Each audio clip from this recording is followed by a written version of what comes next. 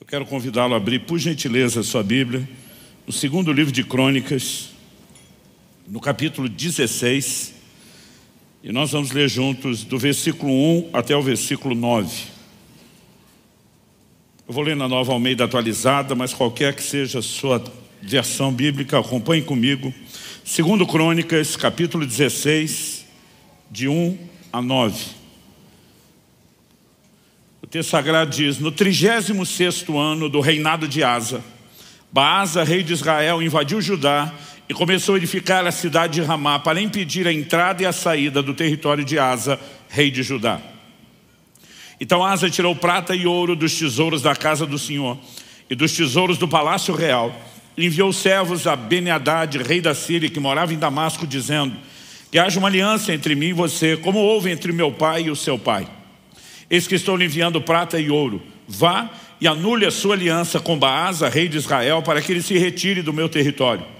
Ben-Hadad deu ouvidos ao rei Asa, enviou os capitães dos seus exércitos contra as cidades de Israel.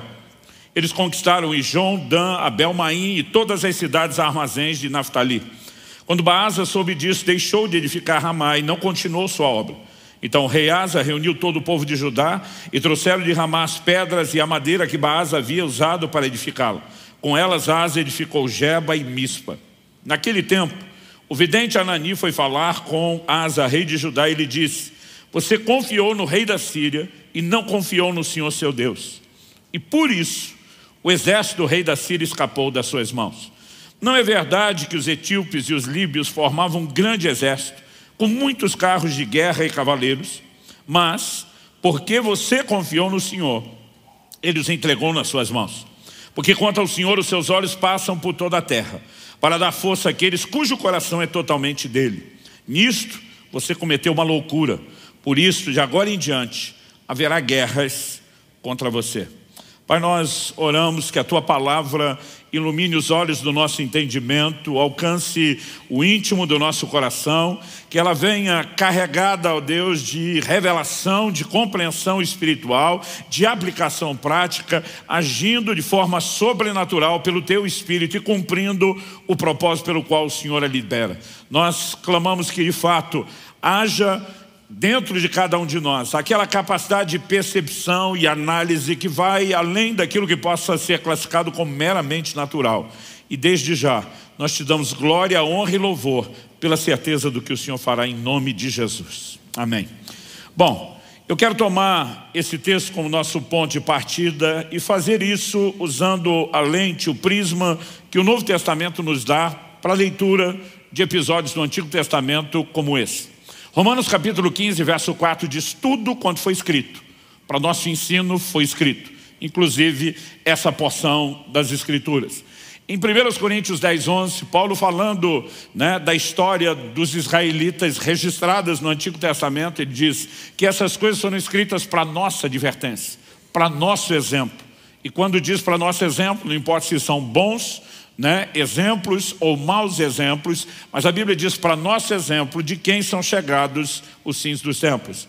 Então aqui nós temos mais do que um registro histórico sobre um episódio na vida de um dos reis de Judá. Nós temos mais do que uma menção de um evento cronológico na história de um povo. Nós temos uma lição a ser aprendida. Ou, considerando o quão viva a palavra de Deus é, lições que podem ser extraídas de um mesmo texto, uma vez que a palavra de Deus, ela é o que nós podemos classificar aqui de inesgotável. Mas eu quero chamar a sua atenção para um elemento que eu diria ser o cerne, o centro da mensagem de hoje.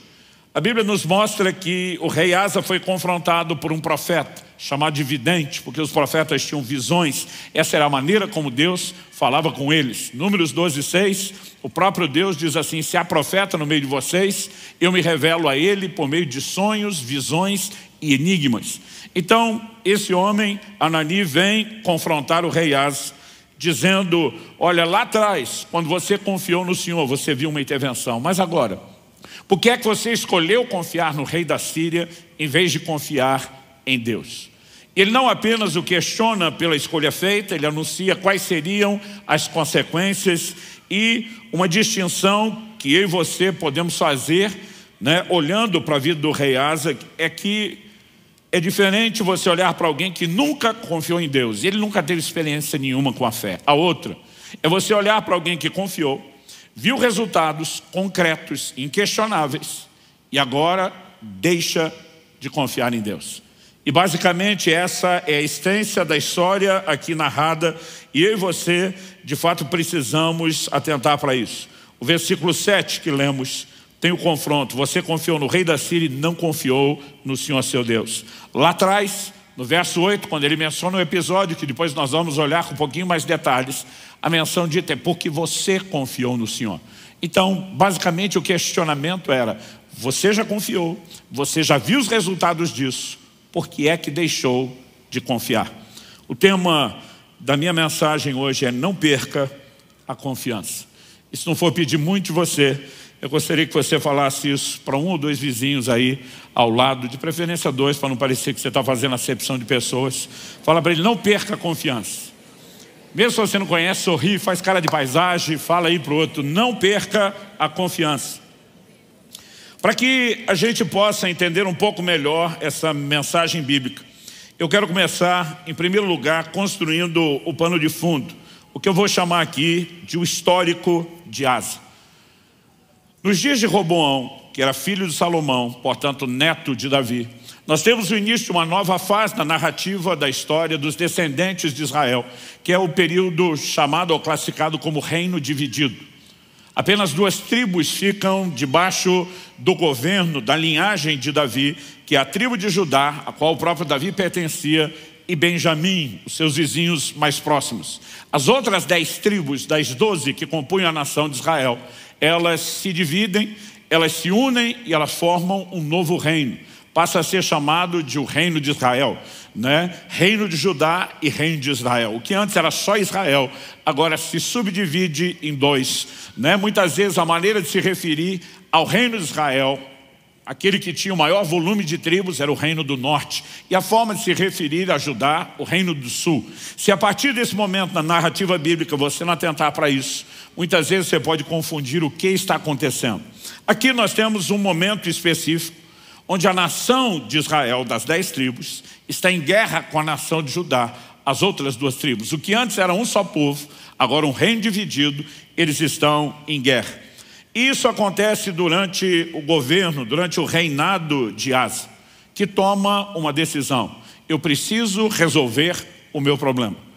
E na perspectiva humana, nós podemos dizer que ele foi de um poder de gestão incrível, de uma sabedoria fantástica, porque ele simplesmente levanta todo o fundo, usando os recursos não só do palácio, mas os tesouros que estavam na casa de Deus, normalmente tesouros que reis anteriores haviam conquistado em batalhas e haviam dedicado e consagrado ao Senhor.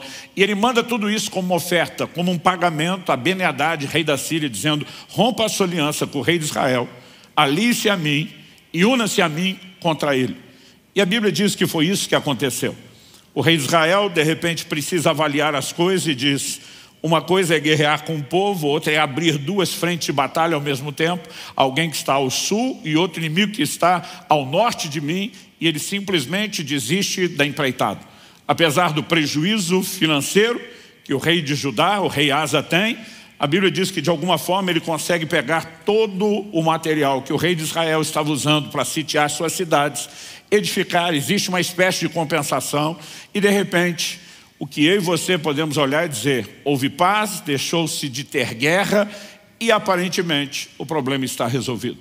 No entanto, quando o profeta Anani chega, ele simplesmente anuncia não apenas a falta de confiança de Asa, mas ele diz, desde agora em diante haverá guerras contra você. E para que você entenda essa declaração, não dá para deixar de considerar tudo o que acontece na vida do rei Asa. Ele assume o seu trono, né, o reinado, o governo, e a Bíblia nos mostra, daqui a pouco a gente pode olhar para isso com um pouquinho mais de detalhes, que ele fica praticamente uma década em paz, sem ter nenhum problema. Então, de uma hora para outra surge uma grande ameaça, e essa ameaça que é mencionada no versículo 8 de 2 Crônicas 16, ela está bem descrita em 2 Crônicas capítulo 14, dos versículos 9 até o 13. Se você puder, acompanhe comigo. 2 Crônicas 14, de 9 a 13. A Bíblia faz menção dessa batalha contra os etíopes, no verso 8 do capítulo 16, mas aqui nós temos os detalhes. Zerá o etíope saiu contra eles com um exército de 1 milhão de homens e 300 carros de guerra, e chegou até Maresa. Então Asa saiu contra ele, e eles se prepararam para a batalha no vale de Zefatá, perto de Maresa. Asa clamou ao Senhor, seu Deus, e disse: Senhor, além de ti não há quem possa socorrer numa batalha entre o poderoso e o fraco. Ajuda-nos, Senhor nosso Deus, porque em ti confiamos e no teu nome viemos contra essa multidão. Senhor, tu és o nosso Deus, que não prevaleça contra ti o homem. Então o texto diz: o Senhor derrotou os etíopes diante de Asa e diante de Judá, e eles fugiram. Asa e o povo que estava com ele os perseguiram até Gerar, e os etíopes foram mortos sem restar nenhum sequer, porque foram destroçados diante do Senhor e diante do seu exército, e eles levaram dali muitos despojos. Bom, a ênfase, como vimos, dada lá no capítulo 16, é de que Asa confiou no Senhor. E aqui no verso 11, nós temos a declaração, no verso 11 do capítulo 14, dele declarando: ajuda-nos, Senhor nosso Deus, porque em ti confiamos. Ele simplesmente está diante de uma batalha que humanamente, naturalmente é impossível. Mas a Bíblia diz que ele clamou ao Senhor, seu Deus. Não é apenas o Deus da nação, era o Deus pessoal de Asa, aquele com o qual ele tinha um relacionamento pessoal. E ele declara: não há ninguém que possa interferir numa batalha entre o poderoso, e ele está classificando os etíopes com esse adjetivo, o exército poderoso, e o fraco. E aqui a classificação para o seu próprio exército é a do fraco. Mas ele diz: ajuda no Senhor, porque nós confiamos em ti. Eu acho interessante que ele também termina dizendo: porque em ti confiamos e no teu nome viemos contra essa multidão. Em outras palavras, nós não estamos vindo batalhar na força do braço, da carne, nós não estamos olhando para nenhuma possibilidade humana, terrena ou natural, nós estamos usando o seu nome e a confiança no Senhor. Isso me lembra Davi quando vai ao encontro de Golias. Enquanto os homens de batalha, experientes do exército de Israel, nenhum deles tinha coragem de enfrentar Golias, nem Saul, rei, que era o maior, falando em termos de estatura, ainda que menor que Golias, aquele que talvez humanamente tivesse uma possibilidade de se sair melhor naquele tipo de combate corporal. Enquanto ninguém queria, Davi simplesmente surge e diz: eu vou enfrentar. A turma olha para ele e diz: você não tem experiência de guerra. Tentaram oferecer uma armadura e diz: esse negócio não funciona, eu não estou habituado. Mas Davi diz: assim como Deus já me livrou do urso e do leão, ele vai me livrar do gigante. Interessante, quando ele fala que Deus o livrou do urso e do leão, ele não está dizendo que ele fugiu do urso e do leão, e que precisou, como livramento divino, achar um lugar escondido, apertado, onde as feras não entrassem. Ele vai descrever uma história onde ele partiu para cima do urso e do leão. Ele vai descrever como, na condição de pastor, ele foi arrancar a ovelha da boca dos predadores, e ele menciona, num desses casos, agarrando o bicho pela barba para matá-lo. Ele parte para cima e ele diz: quer saber, não vai ser diferente com Golias. Não só Deus vai me entregar, mas eu vou para cima. E ele vai enfrentar o homem. E quando o Golias está vindo na sua direção, ele diz: você vem contra mim com espada, com lança, com escudo. Mas Davi diz: eu vou contra você em nome do Senhor dos exércitos, Jeová de Sabaote, o Senhor da guerra. Davi não diz: eu vou contra você com uma funda, ainda que ele tivesse em posse de uma. Ele diz: eu vou contra você em nome do Senhor dos exércitos. E sabe, eu e você precisamos entender isso. Aliás, eu não gosto quando a turma conta a história de Davi e diz: derrubou o gigante com estilingue. Eu digo: gente, chamar aquele negócio de estilingue é desmerecer. A funda também era usada na guerra, né? A capacidade que aquilo tinha de dar pressão, velocidade e até precisão no lançamento da pedra era algo impressionante. Mas Davi está dizendo: a força do golpe, a precisão do golpe não será habilidade que eu desenvolvi, ela será uma intervenção divina. E esse tipo de linguagem revela o que é fé e confiança. E a Bíblia nos mostra que Asa está tratando Deus como seu Deus, está declarando confiança, e o relato bíblico é de que o Senhor derrotou os etíopes diante de Asa e diante de Judá. A Bíblia volta a dizer: eles foram destroçados diante do Senhor e diante do seu exército. Ou seja, o exército de Asa é apenas a ferramenta, é apenas um instrumento. Deus fez algo. E o impacto dessa intervenção divina foi tão grande que a Bíblia nos mostra que durante 25 anos haveria novamente um período de paz. É muito importante que a gente consiga observar isso, porque lá na frente, quando o profeta Anani vem, ele diz para ele: você confiou em Deus e viu intervenção. E ele fala de um princípio, ele fala de uma lei que nós podemos chamar do efeito de causa e consequência. E diz: porque quanto ao Senhor, seus olhos passam por toda a terra. Verso 9 de 2 Crônicas 16, o nosso texto. Quanto ao Senhor, os seus olhos passam por toda a terra para mostrar-se forte para com aqueles cujo coração é totalmente dele. O que significa os olhos do Senhor passam por toda a terra? É uma linguagem figurada, alegórica, para dizer: Deus está procurando pessoas cujo coração seja totalmente dele. Traduzindo, gente que se entregue totalmente, que confie plenamente. Ele está dizendo: para com esses Deus vai se mostrar forte. Ou seja, não vai mostrar a sua força, o seu poder para todo mundo. E eu posso te garantir, isso é um princípio espiritual. E ainda hoje a gente pode dizer que os olhos do Senhor estão sobre esse auditório, procurando onde estão aqueles cujo coração será totalmente meu, porque é para com esses que Deus mostra a sua força. Então nós temos declarações nesse texto inicial que lemos de causa e consequência. Por exemplo, quando no verso 7 se fala de ter confiado no rei da Síria e não no Senhor, a mensagem de Anani é: por isso o rei da Síria, ou, leias, o exército do rei da Síria escapou das suas mãos. O que é que Deus está dizendo? Ele está dizendo que você arrumou um novo aliado para se livrar de um inimigo. Mas preste atenção, seu novo aliado futuramente será o seu inimigo. E o livramento que você teria o crédito de receber, tanto de um como de outro, se confiasse em mim, acabou de ir embora. Porque você escolheu fazer as coisas da sua forma, resolver você mesmo os seus problemas, e você perdeu completamente o crédito de um livramento que eu teria disponibilizado a você. No entanto, o confronto diz, lá atrás, porque você confiou no Senhor, Ele entregou os etíopes e os líbios nas suas mãos. Então, de novo, porque confiou, Deus deu o livramento. Porque não confiou, agora não terá o livramento. Nós vamos perceber que ao longo de toda a Escritura há uma ênfase na responsabilidade humana. Há uma ênfase na interação necessária entre o homem e Deus para que ele viva as ações e as intervenções do Senhor.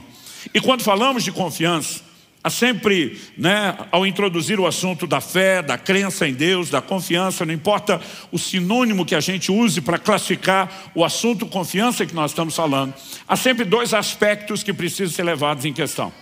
Um deles diz respeito àquilo que é eterno. A consumação plena da nossa salvação com resultados eternos. Então, em 1 de Pedro, no capítulo 1, no verso 9, a Bíblia diz: a fim de que alcanceis, para que alcanceis o fim. Algumas traduções dizem o objetivo final da vossa fé, a salvação das vossas almas. Eu e você cremos, em essência, para a nossa plena e eterna salvação. Você pode dizer amém?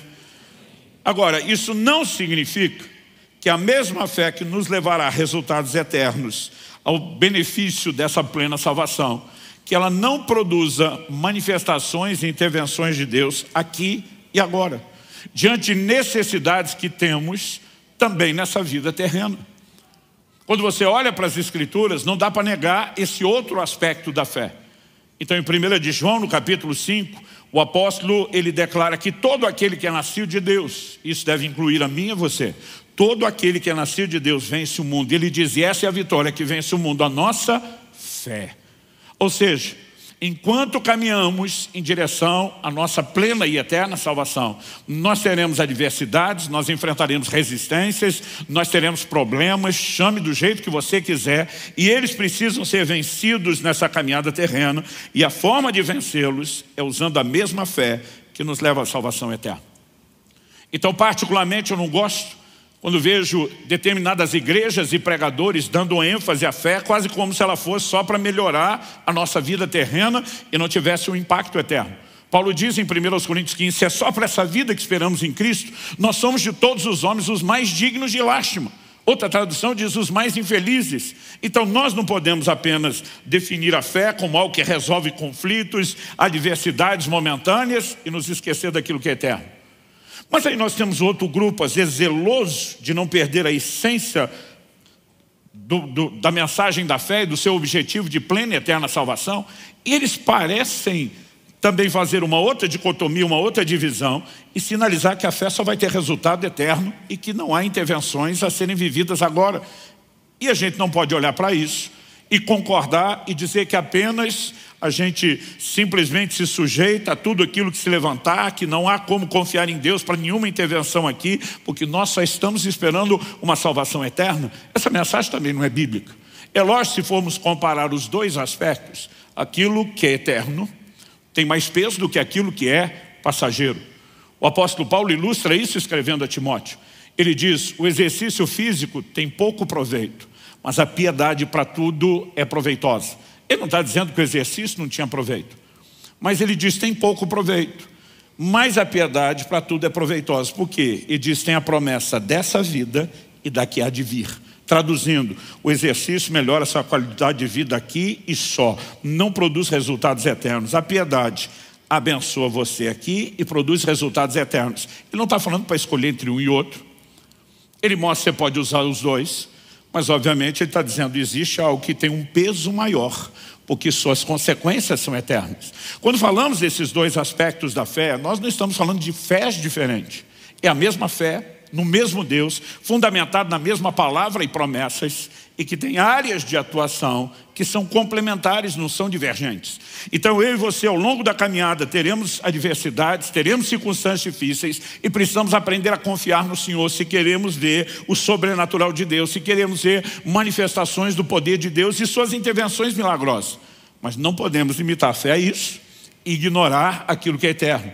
Mas considerar o que é eterno não precisa significar ignorar o mover de Deus enquanto caminhamos. Com essa visão clara de que a fé, a confiança é abrangente, eu e você precisamos entender o quê? Que a confiança, e essa é a história de Asa, a confiança pode ser perdida. E é algo que eu quero repetir aqui algumas vezes, pior do que nunca ter confiado em Deus. É ter confiado, ter visto o resultado e de repente comprometer, perder essa confiança que já demonstrou ser funcional. Então, olhando para a vida de Asa, a gente percebe como ele começa. Segundo Crônicas, capítulo 14, verso 1, diz assim, Abias morreu e eles o sepultaram na cidade de Davi. E Asa, seu filho, reinou em seu lugar. Nos dias dele, a terra esteve em paz durante 10 anos. Os primeiros 10 anos do reinado de Asa, tranquilidade, nenhuma guerra, nenhuma batalha. Então surge essa situação da qual nós já lemos, onde os etíopes se levantam com um exército que seria impossível de vencer, não houvesse aquela intervenção de Deus. Depois da vitória contra os etíopes, a Bíblia fala de mais 25 anos de paz. Segundo Crônicas 15, 19, diz, não houve guerra até o 35º ano do reinado de Asa. Então, Asa assume o trono, 10 anos de paz. A batalha contra os etíopes, com o livramento de Deus. E agora, isso significa que nós estamos no ano 10º. Até o ano 35º, nós temos 25 anos de paz.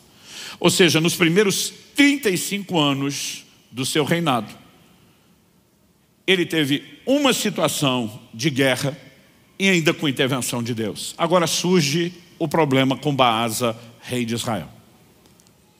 E é nesse momento que surge o problema com Baasa, que nós vemos ele simplesmente não consultando a Deus, não buscando ao Senhor, não orando, né? Ele simplesmente age como quem está comunicando a seguinte mensagem: eu me resolvo, eu me garanto, eu dou meus pulos, eu consigo sair dessa. Quase como quem diz para Deus, dessa vez eu não preciso de você. E é evidente que ele perdeu a sua confiança, em primeiro lugar, pela própria mensagem do profeta que está dizendo antes, você confiou e viu o livramento. Agora você escolheu não confiar e os resultados estão aí, porque só se vê a força e o poder de Deus quando o nosso coração é totalmente dele.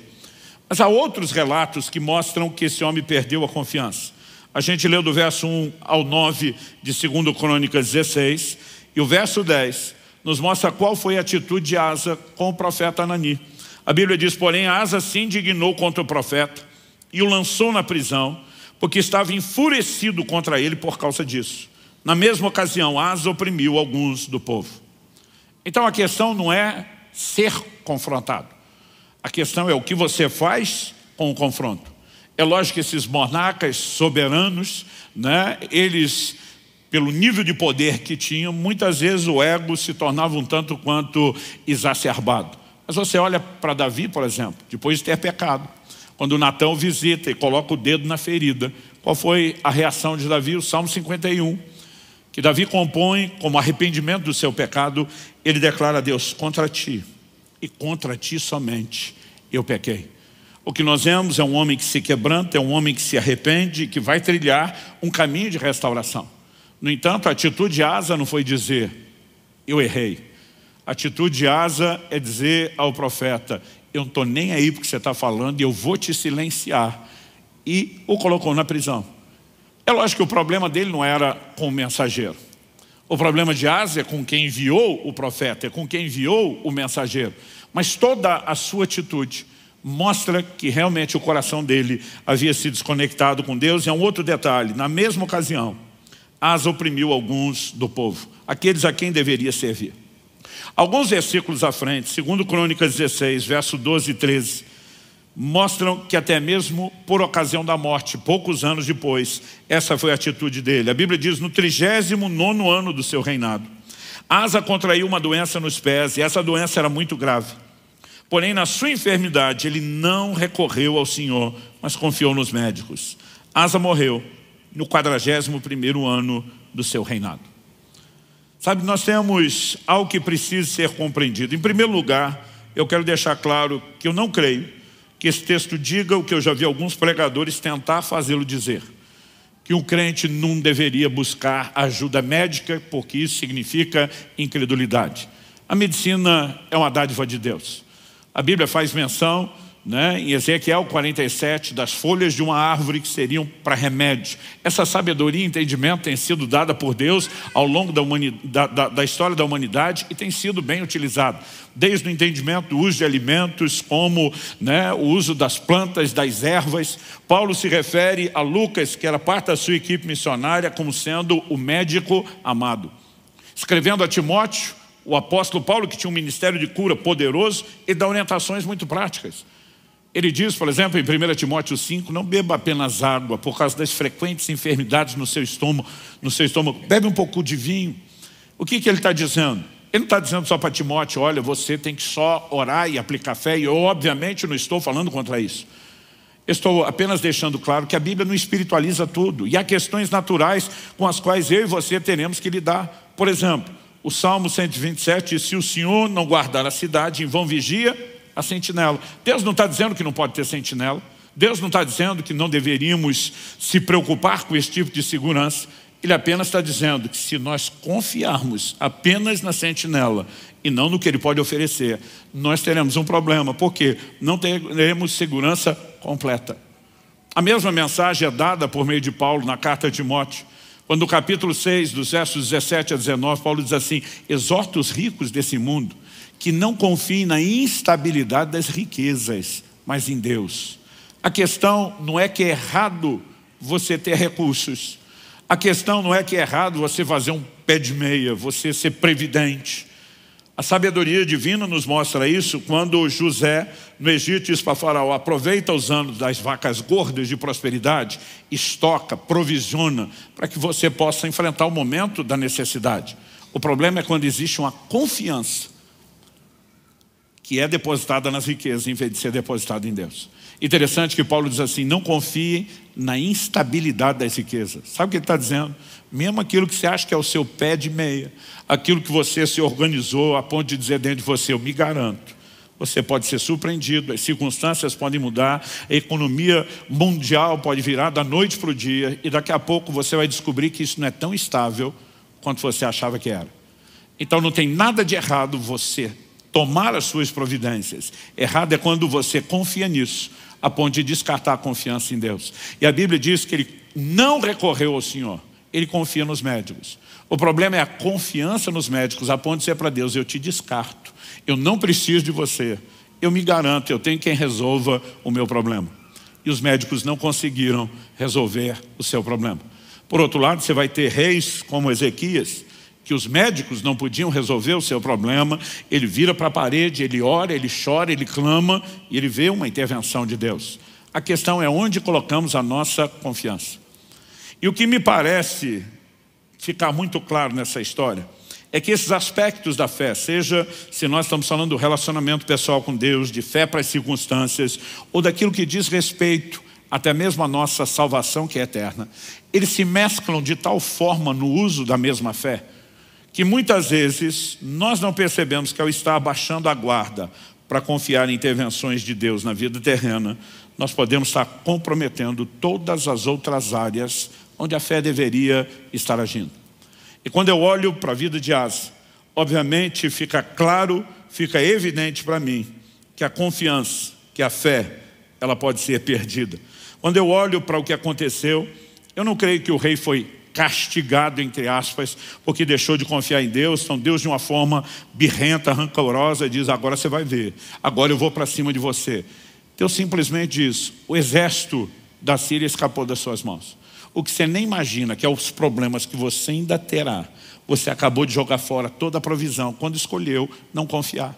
Deus só pode agir nas nossas vidas através da fé. A Bíblia diz que o justo viverá da sua fé, de que aquele que se aproxima de Deus deve crer, que sem fé é impossível agradar a Deus. Tiago capítulo 1 verso 5 diz: se algum de vocês tem falta de sabedoria, peça a Deus, que a todos dá liberalmente. Ele está dizendo: Deus pode interferir em todas as suas necessidades enquanto você caminha nessa terra, oferecendo a você aquilo que você não tem. Mas no verso seguinte, o 6, ele diz: peça porém com fé, não duvidando. E diz: porque o que duvida é semelhante à onda do mar, que é levada e agitada pelo vento. Ele diz: não pense tal homem que receberá do Senhor coisa alguma. O assunto inicial é sabedoria. Ele diz: mas se não tiver fé, não só não recebe a sabedoria, como não se alcança coisa nenhuma.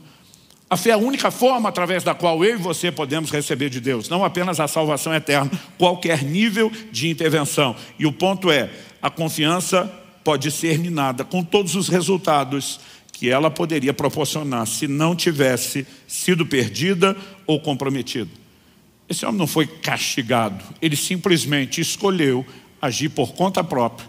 Ele disse para Deus, ainda que de uma forma não verbal, por meio das suas atitudes: eu não preciso do Senhor, eu me resolvo, eu me garanto. Então Deus olha para ele e diz: então você está por conta, ué. A pergunta prática, o questionamento prático a ser feito é: por que razão o rei deixou de confiar? O que aconteceu?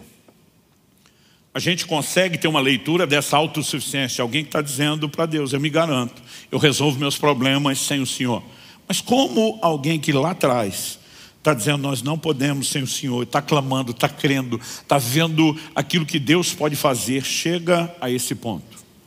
Obviamente nós não estamos falando de alguém que dormiu crendo e acordou descrendo. Nós temos um tempo de pelo menos 25 anos. Eu já questionei todo tipo de coisa aqui. Será que a falta de problemas, a ausência de guerras, de batalhas, de necessidade, fez com que os músculos da fé desse homem se atrofiassem em vez de se desenvolver?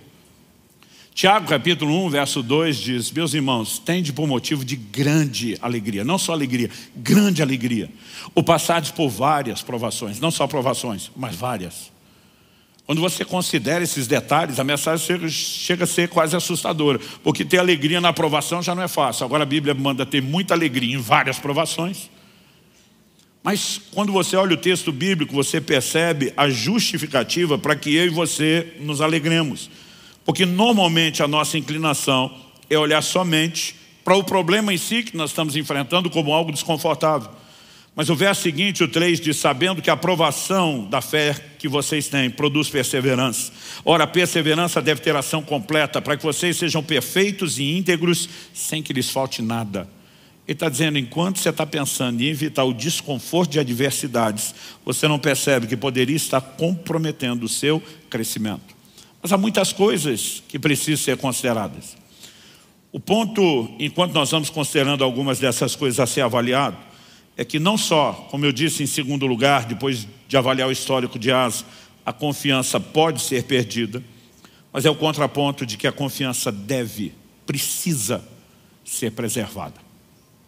Então ela pode ser perdida no sentido hipotético, potencial, probabilidade, mas ela deve ser preservada no sentido de um claro policiamento, e essa é uma advertência que a palavra de Deus faz para mim e para você. Hebreus capítulo 10, verso 35 diz: portanto, não percam a confiança de vocês, porque ela tem grande recompensa.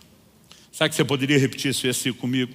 Mas antes de pedir para você repetir, já vou pedir, aumenta um pouquinho o volume, antes de você falar, para eu não ter que pedir 2 vezes. Vamos falar isso com vontade, tá bom? Diga comigo, não percam a confiança de vocês, porque ela tem grande recompensa. Só mais uma vez, não percam a confiança, porque ela tem grande recompensa. Agora, por que a Bíblia traria uma advertência? Não estamos falando de um caso único, exclusivo, nem isolado. Isso é recorrente nas Escrituras. Porque a Bíblia falaria sobre não perder a confiança se não fosse possível que isso acontecesse. É evidente que há um risco, que há uma probabilidade, mas eu e você somos responsabilizados a zelar para que isso não aconteça, a proteger a nossa fé e confiança de maneira a não perdê-la. Então o verso 36 a 39, nós lemos o 35 de Hebreus 10, segue dizendo: vocês precisam perseverar, para que, havendo feito a vontade de Deus, alcancem a promessa. O que é perseverar? Eu fiz a vontade de Deus, eu já vi intervenções da parte de Deus, Asa também. Mas se não perseverar na mesma confiança, você pode não alcançar no final aquilo que Deus tem, ainda que tenha alcançado no início da jornada, no início da caminhada.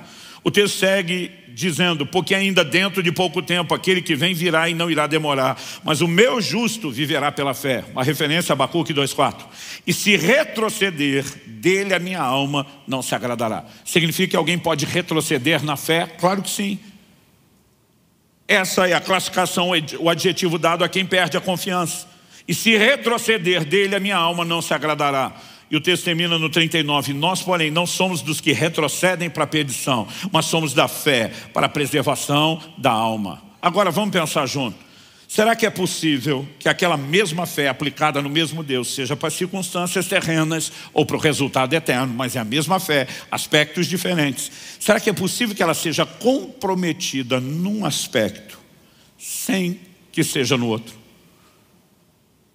Será que nós vamos imaginar que perder a confiança é só um problema para não ver milagre aqui na terra, mas que isso jamais afetaria o curso da nossa salvação? Eu não posso aceitar isso. Porque o texto fala daqueles que retrocedem, e eles não retrocedem apenas na quantidade de intervenções divinas aqui na terra. A Bíblia diz que estão retrocedendo para a perdição. Mas quando você preserva a confiança para ela não ser perdida, isso garante o quê? A preservação da sua alma. Então é evidente que quando falamos de guardar fé e confiança, não é só para questões terrenas, é a mesma fé que deve nos levar para resultados eternos. E aí realmente me incomoda e me aborrece profundamente quando eu vejo pregadores, escolas teológicas, eu não estou colocando em xeque se são ou não são homem de Deus, se são ou não são abençoados, se são ou não ministérios úteis e importantes.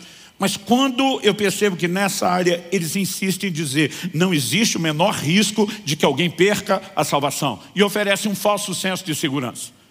Porque a Bíblia diz que a salvação é pela fé. Efésios capítulo 2, verso 8. Pela graça sois salvos mediante a fé. Agora a Bíblia diz que a fé pode ser perdida. Se a fé que me conduz à salvação, que ainda não está completa, a Bíblia diz: desenvolvei a vossa salvação, para que alcanceis o objetivo final da fé, a salvação da vossa alma. Se ela não está completa e eu perco a fé que me leva a esse resultado, como é que o resultado está garantido sem a fé que me leva para lá? O apóstolo Paulo diz em 1 Timóteo capítulo 1, verso 19, que alguns vieram a naufragar na fé. Já usei esse exemplo aqui várias vezes e vou seguir insistindo na mesma metodologia de Paulo, quando escreve aos Filipenses e diz: eu não me canso de repetir as mesmas coisas. O que é a ideia do naufrágio? Alguém entra numa embarcação, num navio atracado num porto para fazer uma jornada. Qual o propósito da jornada, da viagem? Levá-lo a um lugar, a um destino. Então lá o navio vai aportar e quando estiver atracado em segurança, aqueles que embarcaram descem no destino final. A Bíblia compara a nossa jornada rumo ao alvo.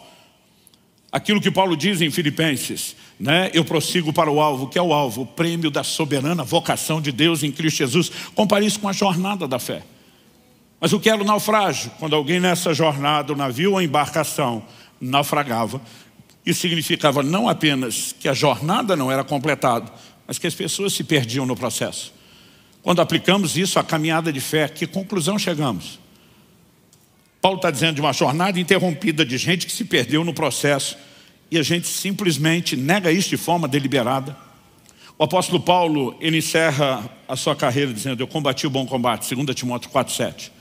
Combati o bom combate, encerrei a carreira, guardei a fé. Se a fé não pudesse ser perdida, não haveria motivo para ele levantar e orgulhosamente não no sentido mal, dizer: eu guardei, minha confiança nunca se perdeu. Aliás, não haveria nem necessidade de guardar, se a fé não se perde. Então eu e você temos responsabilidade em guardar a fé. E no exercício dessa responsabilidade, a pergunta a ser feita é: como se perde a confiança no meio do processo? E questionar isso não é porque a gente queira perder, é porque conhecendo o processo é mais fácil evitá-lo. Como eu disse no caso de Asa, não foi da noite para o dia. E acredite, com a maioria de nós não é assim. Eu vi anos atrás uma frase que fez muito sentido. Alguém disse assim: o homem de Deus não cai, ele vai caindo. É sempre um processo, é sempre gradual. E nós precisamos entender que há algumas coisas que podem evitar esse processo. Entender que ele pode acontecer, decidir vigiar, entender a nossa responsabilidade em nos resguardar, é parte do processo. Mas há coisas que eu e você não podemos ignorar no ensino bíblico. E uma delas é conservar o senso de dependência de Deus continuamente. Para que a gente não chegue ao ponto de Asa, de olhar para Deus e dizer: eu te descarto, eu me garanto, eu sou autossuficiente. É possível que alguém chegue a esse ponto? Claro que é. E as advertências bíblicas mostram isso.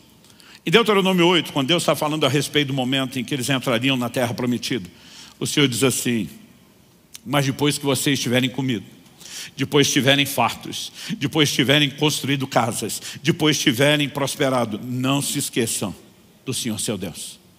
Quando ele fala de esquecer, ele não está falando de uma amnésia absoluta, que alguém acorda e diz: quem é Deus? Não lembro desse ser e dessa criatura. Não é isso. Assim como quando o Senhor Jesus instituiu a ceia, que nós vamos celebrar daqui a pouco, ele diz: façam isso em memória de mim. O que é em memória? Recordação, ato e lembrança. O Senhor Jesus também não estava acreditando ou insinuando que eu e você acordaríamos uma manhã e a gente não lembraria mais quem é Ele nem o que Ele fez. Ele não está falando de perder a consciência, mas Ele está falando de quando a consciência perde a sua força. Então, é necessário mantê-la viva, é necessário mantê-la acesa. Como fazemos isso? O texto de Deuteronômio 8 que eu citei diz assim nos versos 17 e 18: portanto, não pensem, a minha força e o poder do meu braço me conseguiram essas riquezas.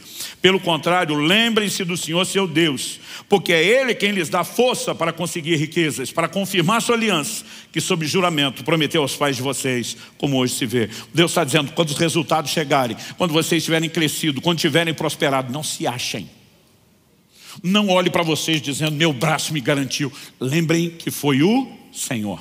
Quando a Bíblia diz: em tudo dai graças, é um chamado para que o tempo todo a gente reconheça o que Ele tem feito por nós.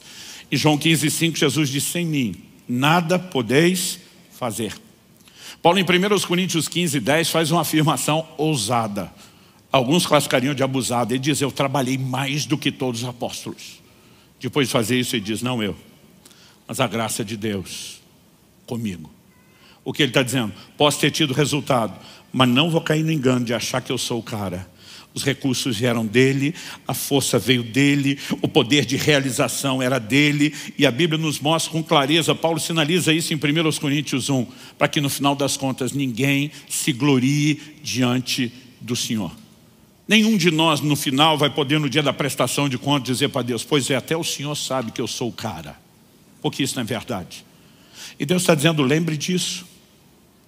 Então eu e você precisamos cultivar uma mentalidade de dependência, porque o processo, que é gradual, ele pode acontecer de uma forma tão lenta, tão paulatina, que eu e você nem nos damos conta. Me permita dar um exemplo de algo que Deus me corrigiu há muitos anos atrás. Em dezembro desse ano, estou completando 30 anos de ministério pastoral. Comecei a pregar a palavra de Deus há alguns anos, então antes disso, são mais de 3 décadas servindo a Deus. Eu me lembro de anos atrás, um dia que o Senhor me confrontou a respeito de uma mudança no meu comportamento. Ele me perguntou: por que é que você não ora mais como orava no início?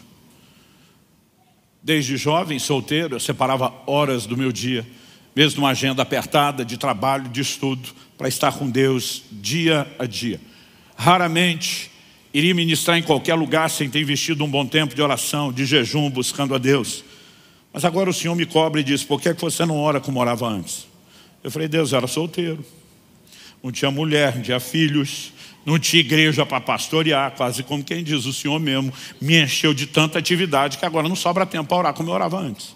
Isso não significa que eu não orava.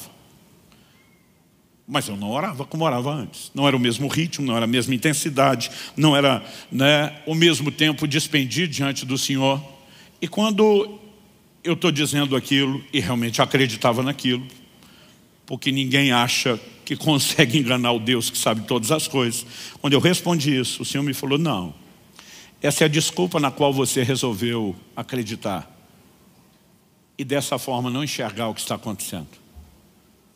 Ele me disse: a razão pela qual você orava muito mais no início era por um senso de incapacidade, o que gerava em você um senso de dependência.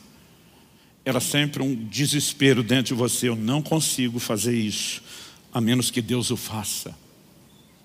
Então, todo o tempo gasto em oração era um clamor para que você visse a minha manifestação. Mas o Senhor diz: à medida que o tempo foi passando, você começou a sentir que era bom naquilo que fazia, que agora você tinha pegado o jeito, que agora você tinha o traquejo da coisa. E sem que você percebesse, você passou a me colocar de fora. E o ponto é que Deus não apenas falou, Ele abriu meus olhos. Eu enxerguei aquilo com tanta clareza. Não havia nada, absolutamente nada que eu pudesse falar para retrocar aquilo. Eu simplesmente percebo que eu estou enganando a mim mesmo. E é por isso que a Bíblia às vezes fala de pessoas como Pedro, quando o galo canta, como o filho pródigo, que caíram em si, porque estavam fora de si. E essa é a hora que a sua atitude determina como as coisas se conduzirão. Você vai ficar revoltadinho, estilo asa, e brigar com Deus que está falando, ou você vai à semelhança de Davi dizer: eu me arrependo e eu conserto. A gente tem uma leitura equivocada, que ela é exacerbada dentro da cultura latina, eu diria. Quanto mais eu viajo e conheço povos e culturas, mais evidente isso fica para mim dentro da cultura latina. Nós temos a dificuldade enorme com o confronto, porque a gente lê o confronto como se fosse uma reprovação de quem somos, não de algo que fizemos. Então, mesmo quando Deus chama atenção, porque nos ama e quer o melhor de nós, é como se a gente já visse naquilo um selo de desaprovação, existe uma reação emocional, a gente se fecha e a gente bagunça as coisas. É por isso que no livro do Apocalipse você vê o Senhor dizendo com toda clareza: tens a teu favor isso, isso e isso. Ou seja, eu não te desaprovo quanto pessoa, eu estou aprovando você, mas tem um comportamento que precisa ser arrumado, que também não muda a minha capacidade. O Senhor precisa vir, como a gente diria, pisando em ovos, para não criar uma resposta errada. Naquele dia eu chorei e chorei muito.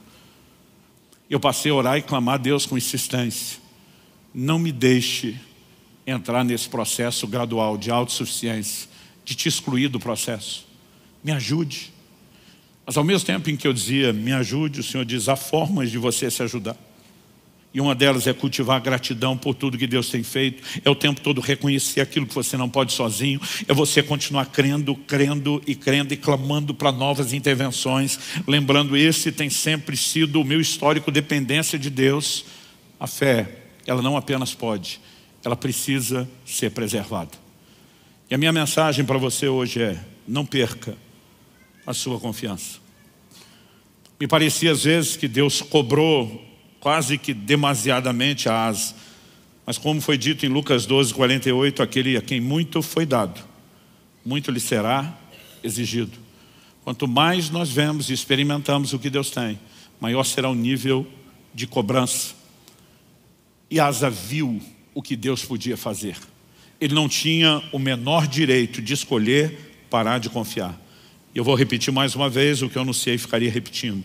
Pior do que nunca ter confiado em Deus é alguém tê-lo feito, provado resultados, então abandonar a confiança.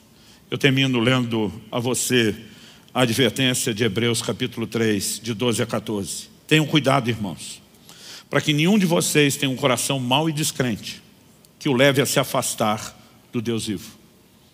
O verso 12 traz uma advertência que é generalizada. Temos que ter cuidado para que não haja um coração mau e descrente. Outra tradução diz um perverso coração de incredulidade. O que ele faz? Nos leva a se afastar do Deus vivo. Como que alguém se aproxima? Hebreus 11 diz, aquele que se aproxima de Deus deve crer. Nós nos aproximamos por fé.